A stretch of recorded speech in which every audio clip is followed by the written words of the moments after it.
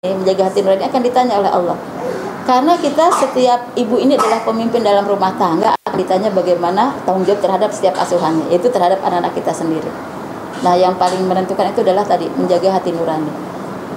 Kalau nanti anak ini berhasil, hati nuraninya bagus, kita didik agamanya bagus, maka kita akan memiliki konsep yang kedua, yaitu anak itu sebagai rizki. Anak ini ketika baru lahir jadi rizki kita. Makanya kalau kita bergaul dengan suami, kita kan baca ya, ketika kita melakukan hubungan seksual, kita kan baca doa ya. Bismillahi Allahumma jannibna syaitan wa jannibis syaitona ma razaqtana. Udah hafal belum? Catat ya, jangan sampai lupa ntar. Ya? Bisa juga. Iya. Iya. Jadi waktu kita berhubungan dengan suami, anak kan belum tentu ada nih, belum tentu melakukan pembuahan ya, sperma dengan sel telur. Tapi saat itu kita sudah berdoa, ya Allah, kalau malam ini sperma suami bertemu dengan sel telur saya, mudah-mudahan Allah menghindarkan dia dari godaan setan dan dia menjadi rizki bagi kami. Padahal ini kan belum ketahuan bagaimana masa depannya anak. Tapi Islam memandang anak itu adalah rizki.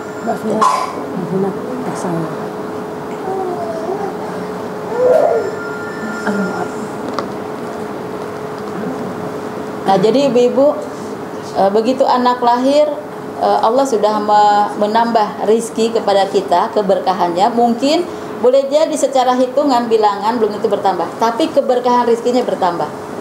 Tadinya cukup berdua, sekarang cukup bertiga. Tadinya cukup bertiga, sekarang cukup berlima misalnya ya. Selain daripada rizki dalam bentuk bilangan, ternyata juga dalam bentuk keberkahan itu akan diberi oleh Allah Subhanahu wa Ta'ala. Nah, nanti ketika kita sudah tua, maka rizki itu akan banyak lewat dari anak kita. Makanya ini disebut sebagai rizki ya. Kalau kita sudah tua ya, tabungan kita mungkin sudah habis untuk anak, karena anak adalah investasi terbesar buat kita. Sehingga seorang ibu mau berkorban dengan apa saja, yang penting anaknya bisa berhasil ya. Apalagi mungkin sekolah-sekolah di luar negeri ya, biaya yang tidak sedikit, tapi itulah investasi yang terbesar ya buat kita semua, karena nanti anak akan jadi rezeki buat kita. Yang ketiganya, konsep Islam terhadap anak ini, anak adalah ya, investasi dunia dan akhirat. Anak ini adalah investasi dunia dan akhirat, sehingga tidak boleh kita sia-siakan ya. Kita harus mau berkorban untuk anak siang dan malam sepanjang waktu ya. Jadi ibu boleh dikatakan tidak boleh merasa saya bosan jadi ibu, saya capek jadi ibu gitu ya. Karena pada saat yang sama, investasi terbesar bagi seorang ibu adalah anak. Rasulullah menyebutkan apabila anak cucu Adam meninggal ya, maka terputuslah seluruh amalnya ya. Investasi amal kita tuh mana? Yang pertama ya, sedekah jariyah, sedekah jariyah. Kalau sedekah jariyah kita belum tentu bisa setiap waktu ya. Tergantung pada dana yang kita punya. Atau ilmu yang bermanfaat. Nah, insya Allah kalau ilmu ini yang kita dapatkan ya, sedikit-sedikit ya, tidak hanya kita catat tapi kita amalkan dalam kehidupan sehari-hari, maka dia akan menjadi ya, amal yang tidak akan pernah berhenti pahalanya sampai ya kita meninggal, sampai kita hari kiamat nanti. Walaupun kita sudah meninggal dalam kubur, tapi catatan amal solehnya akan diberi terus. Kalau kita tadi bersedekah jariyah, yang kedua kita punya ilmu yang bermanfaat. Yang ketiganya, anak yang soleh yang selalu mendoakannya. Jadi ibu-ibu, peran kita yang paling besar di sini menjadikan anak sebagai sumber investasi, yaitu dengan cara menjadikan mereka sebagai anak yang soleh.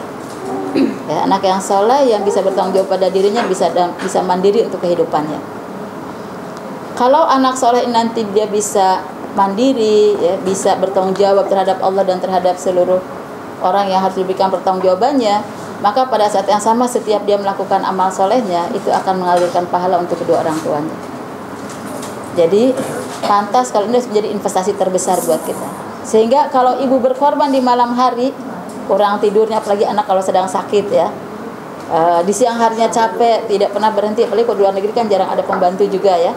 Tapi pada saat yang sama, setiap yang dilakukan oleh ibu untuk anaknya itu akan menjadi pahala yang tidak pernah terputus.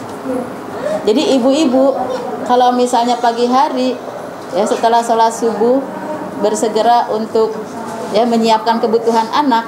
Ini adalah bagian dari proses pendidikan. Apakah dari mulai menyiapkan anak bangun sholat subuhnya, ya menyiapkan anak ya siap-siap untuk sekolahnya, menyiapkan anak sarapannya, itu adalah bagian dari ibadah yang tidak akan pernah terputus pahalanya. Ketika anaknya sekolah, nanti ilmunya bermanfaat, maka ketika dia mengamalkan kita akan kebagian terus pahalanya. Nah, oleh karena itu ibu-ibu, peran ibu yang pertama adalah jadi ibu solihah. Peran ibu yang paling utama adalah menjadi ibu yang salihah. Karena ibu adalah teladan, maka setiap ibu akan bisa menampakkan keteladanannya ketika dia bisa menampakkan kesolehannya. Soleh ini kan berarti baik lahir dan batin ya, baik lahir dan batinnya. Nah, oleh karena itu ibu-ibu yang paling utama menjadi tanggung jawab kita. Kita kan sebagai ibu solihah ini harus bisa menampakkan keteladanan yang luar biasa kepada anak-anak. Sebab anak ketika lahir dalam keadaan suci, ibunya lah yang menentukan warna, karakter, dan sifatnya anak-anak. Apa ciri wanita solihah atau ibu solihah kepada anak-anaknya? Yang pertama, ibu-ibu bisa menjaga imannya.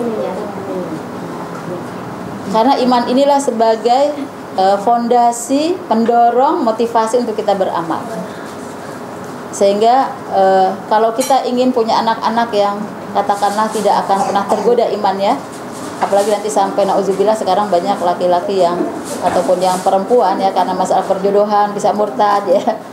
Ya karena masalah lingkungan bisa murtad, nauzubillah. Nah, ibu yang ingin mengokohkan karakter mentalitas anak yang utama adalah ibu yang bisa memantapkan akidahnya sendiri. Ibu yang bisa memantapkan imannya. Ya dalam kondisi apapun iman itu adalah harga mati bagi kita. Karena tidaklah mulia sedikit pun ya kalau kita tidak jadi orang yang beriman. Nah, yang keduanya rajin ibadahnya. Ibu-ibu kita ini hanya sebagai manusia biasa ya yang mendidik anak ya berdasarkan kemampuan kita, tapi kita tidak bisa mengolah batinnya, hati nuraninya. Karena hati nurani itu sesuatu yang gaib, sesuatu yang batin, gak kelihatan oleh kita. Sehingga banyak ya katakanlah ketika dididiknya oleh ibunya baik-baik, tapi setelah dewasa, setelah berpisah kok ternyata tidak meninggalkan bekas, misalnya terpengaruh oleh lingkungannya. Nah, apa yang harus kita lakukan ya? Kalau kita rajin ibadahnya, kita masih punya komunikasi dengan Allah. Allah yang bisa membolak-balikan hati manusia, Allah yang bisa menggetarkan hati manusia, maka Allah lah yang akan bisa menjaga mereka dengan doa kita. Karena doanya ibu mustajab. Ya, doa seorang ibu terhadap anak dalam kondisi apapun sangat mustajab. Jadi kalau ibu-ibu nih sedang marah sama anak, ya, sedang kecewa sama anak, sedang kesal sama anak, tidak boleh mengucapkan kata-kata yang akan membuat Allah murka dan mengabulkan apa yang tidak pernah kita pinta. Karena ucapan seorang ibu itu semuanya didengar oleh Allah dan mustajab, dikabulkan. Jadi kalau kita misalnya marah sama anak yang malas, kamu nih bandel, pemalas ya, itu udah bilang pemalas, dan itu nanti anak ini akan malas terus. Karena pemalas itu berarti orang yang selalu malas. Tapi kalau kita mengatakan pada anak yang malas, nah kalau kamu rajin, kita balik ya, bukan ya menjadi katakanlah doa jadi anak yang malas. Nah kalau kamu rajin, kamu bisa berprestasi, nanti akan banyak penghargaan, banyak hadiah. Dari ibu guru dapat hadiah, kan kalau anak yang juara dapat hadiah ya. Nanti dari ibu ya, dari ayah akan dapat hadiah. Mungkin kalau dia punya kakak, dari kakak juga punya hadiah.